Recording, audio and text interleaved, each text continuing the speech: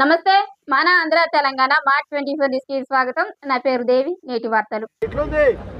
ముందుగా అరహర మహాదేవ్ శంభో శివశంకర ఈ సినిమా చూసిన వాళ్ళైతే ప్రతి ఒక్కరు శివభక్తులు అయితే మాత్రం అయితే ఫిదా అయిపోతారు.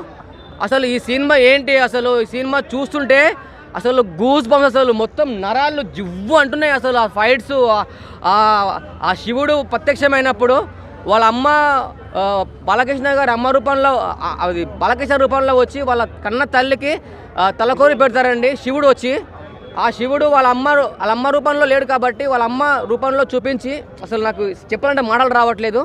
అసలు ఇంత మంచి స్టోరీ, ఇంత మంచి కాన్సెప్ట్, అసలు ఫస్ట్ కొద్దిగా 15 మినిట్స్ లాగుంది అనుకుంటున్నారు.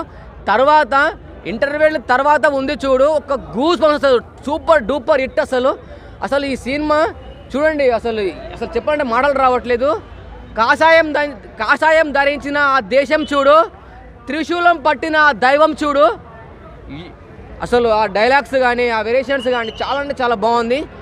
ప్రపంచ దేశాల్లో మీకు కనిపించేది ఒక మతం, ఈ దేశంలో కనిపించేది ధర్మం, సనాతన హైందవ ధర్మం.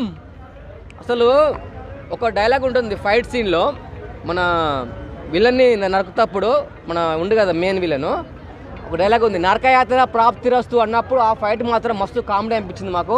అతను త్రిశూలం పెట్టి అతను ఆర్ట్ బీట్ విని పొడిచడము ఆ సీన్ మాత్రం మిస్ కావద్దు. క్లైమాక్స్ మాత్రం అయితే అదిరిపోయింది. అసలు తమన్ మ్యూజిక్ అయితే తమన్ రూపంలో ఒక శివుడు ప్రత్యక్షమై చూపించాడు, అర్థం కావట్లేదు. అసలు ఆ మ్యూజిక్ అయితే అసలు చిన్నపిల్లలు వస్తే మాత్రం పెద్దవాళ్ళు వస్తే మాత్రం హార్ట్స్ట్రాక్ వస్తుంది, అంత వైలెన్స్ ఉంది. ఒక్కొక్క ఫైట్, ఆ త్రిశూలం ఫైట్ అయితే వేరే. క్లైమాక్స్ మాత్రం త్రిశూలం పెట్టి మామూలుగా కాలుస్తుంటే అది మాత్రం అయితే 2 కాళ్ళు సరిపోలే నాకు. ఈ సినిమాకు ఈ టికెట్కి 1000 రూపాయలు పెట్టే తక్కువనే. అసలు యాడ్సప్ సార్ మీకు, అసలు ఎన్ని దండాలు పెట్టినా తక్కువనే. వేరే లెవెల్ యాక్టింగ్, వేరే లెవెల్ మూవీ. ఈ సినిమా మాత్రం సెంటిమెంట్ ఏం లేదు, కానీ ఒక దేవుడు, ఒక శివదేవుడు చూపించారు. ప్రతి ఒక్కరు ఈ సినిమా చూస్తే మాత్రం అయితే శివుణ్ణి మాత్రం ప్రతిరోజు పూజిస్తారు 100%.